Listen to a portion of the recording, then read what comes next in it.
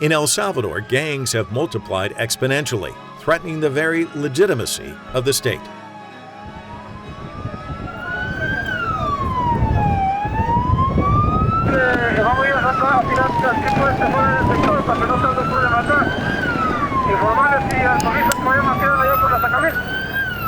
With more than 60,000 active gang members battling for turf, El Salvador is sliding deeper into violence, where rape, torture, and dismemberment are all too common. Yo digo que estas cosas están infestadas de mareros. Aquí son MS. Aquí es MS.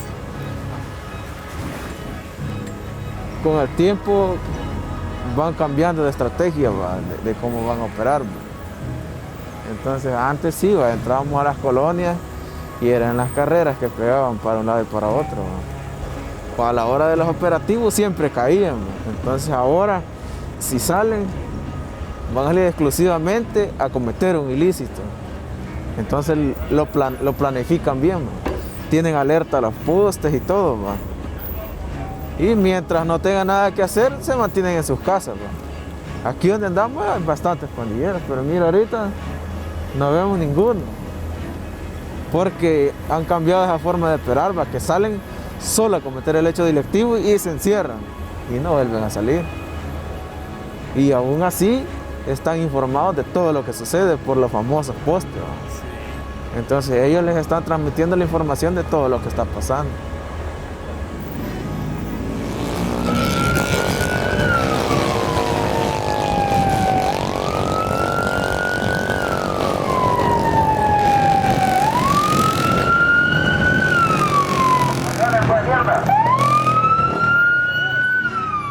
To stem the carnage on the streets, authorities enforced a U.S.-backed zero-tolerance policy called Iron Fist. It resulted in increased raids on gang-held areas and tougher sentences for suspected gang members who could be arrested based on their appearance alone.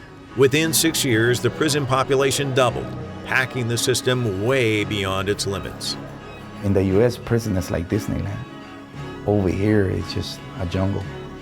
It doesn't compare in nothing to the U.S. Deadly riots forced the government to split MS-13 and the 18th Street Gang into separate facilities with unintended consequences. The Salvadorian government has put all the 18th Streeters in one prison and all the MS-13. And so what they've developed in prison is a national organization that controls the street gangs. And so in prison, you have a vertical leadership structure. And where did they get that from? California. That's part of the deportation side effects that was totally unexpected. In 2015, El Salvador became the murder capital of the world. The gang's expansion into neighboring countries, Honduras and Guatemala, led to record levels of violence. With nowhere to turn, fresh waves of migrants set off for the U.S. border in the footsteps of relatives who fled before them. Many were children traveling alone. Aférrese a Dios, aférrese a sus promesas y verá la gloria de Dios. For deported convicts like Gomez, there's only one way out of the gang life, and survival is far from guaranteed. Quiero que toque el que tiene la par, ponele la mano aquí. Tócalo, ponele la mano, tócalo. Y decile, Dios te dará una nueva oportunidad. A former 18th Street hitman in Los Angeles, Gomez struggled to adapt to a country he no longer knew and a gang culture far more extreme than what he left behind. I went into the wrong neighborhood and almost got killed the first day that I got here. Coming back to El Salvador, to my roots, you know, back to the poverty that I had left behind. It was very sad and culture shocking for me. It's the same gangs, but it's not the same gangs. And what I mean by that is different ideology, different pattern, you know, different rules, different codes. Back in the States, we have codes like no women, no children, you know. That's a no-no. You know, you don't touch no women, no children. But down here it's more savage, you know, more violent, you know. There's so much poverty and so little they care about people or human value, human life down here. I almost died in prison and having no medical aid, no food, no visits, no nothing. I was in there by myself. I was just in there all alone, and all the trauma, psychological issues going into Salvadoran prison, that made me kind of like hit rock bottom. Soon after leaving prison, Gomez says he found God. He has since dedicated his life to counseling former gang members. Down here, the ideology is you can never come out of the gang. You know, you're gonna be in the gang until you die, or you rot in prison. You know, so through God, through Jesus, I found out there is a way out. I guess, you know, you just gotta keep it real. Either you are a child of God or you are a child of the devil. Oscar, a fellow 18th Street member and deportee from Los Angeles, is one of Gomez's closest friends. Prominent tattoos made him a marked man from the start. I was free, but I wasn't free. At the time, I was kicking it for a minute till they went to knock the door down, and they took me to jail. You know, they put something called agrupaciones. You know, pretty much they just put me on there because of my tattoos. Oscar says he is committed to his faith, but the gang stigma is impossible to shake. Well, my current situation right now is kind of a bad one, you know, because I can't get a job, you know, because the way I look, they won't hire me, even though my English is all right. You know, I write it, speak it, translate it, whatever. With support from Gomez's church, he's in the process of getting his tattoos removed. Getting removed is more painful than putting them on, you know. But like I said, man, you can't do nothing with your tattoos. It's so many things that you're going to be deprived of as a citizen of El Salvador for your tattoos. You know, it's just something that you have to do if you want to be a productive citizen, if you will. I'm a Christian now, and now that I think back of the things that I did back then, I know I shouldn't have done them, you know, but at that time I was blinded by the devil. A lot of guys are tired and fed up, you know.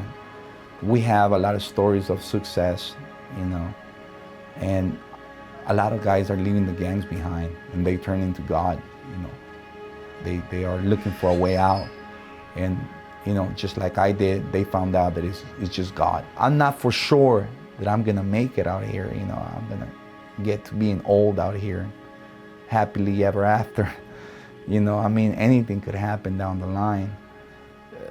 But the way I see it is, I took many chances, many risks before, you know, doing evil.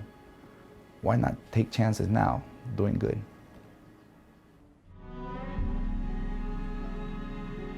Primero cuando estudié en un colegio de niñas, pero cuando ya salí del 9º grado fui a un colegio ya de niños y niñas. Entonces ahí ya uno se hace amigo y a veces encuentra malas amistades. Entonces ya las amistades fue llevando y ya me metí en problemas y ya las pandillas me querían que me metiera. Si no, uno no se mete, le matan a alguien. Entonces estaba comenzando eso, de elegir, ¿te metes o matamos a alguien de tu familia?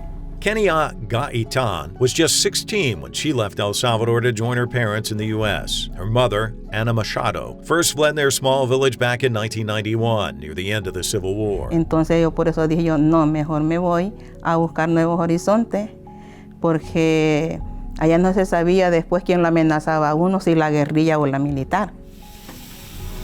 Ya habíamos sido amenazadas. Entonces yo por eso también mejor tuve que emigrar a este país. A mí me habían dicho que Estados Unidos era un país pues que había trabajo. Uno es pobre, allá también, ¿no?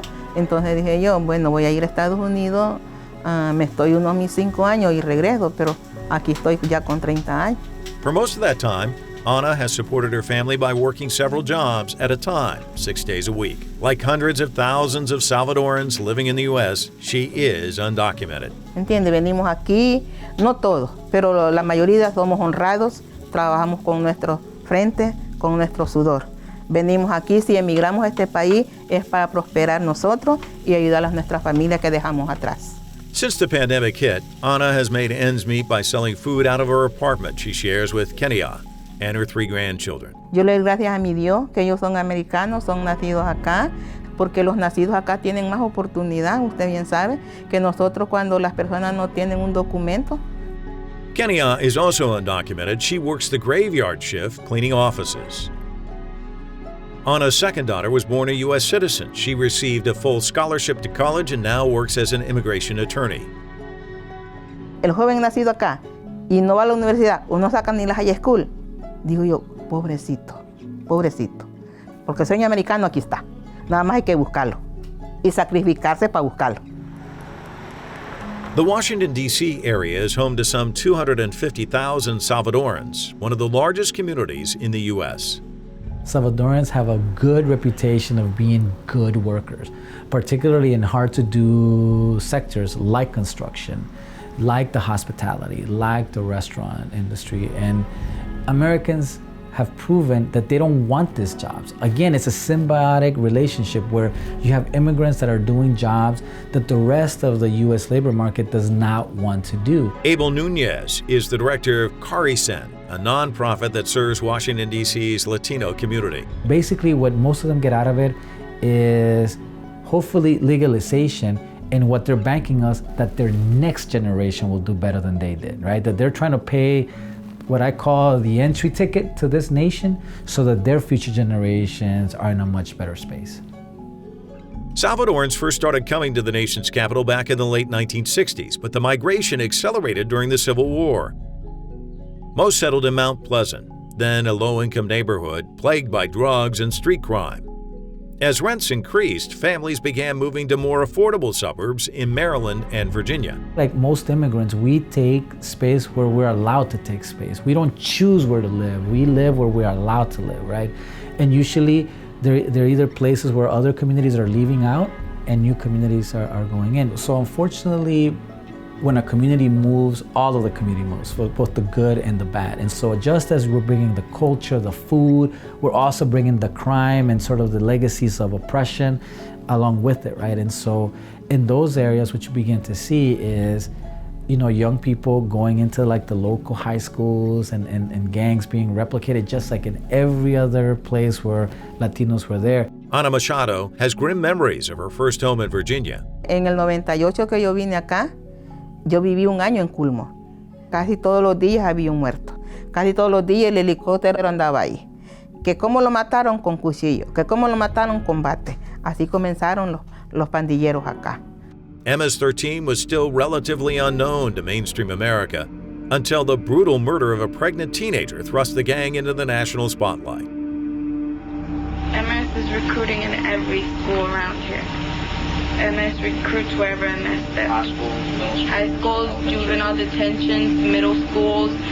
I've known of MS wanting to get younger kids affiliated, so by the time the kid gets to high school, the kids go into MS, that his whole life is MS. That's how they become the great hitmen that some of them are.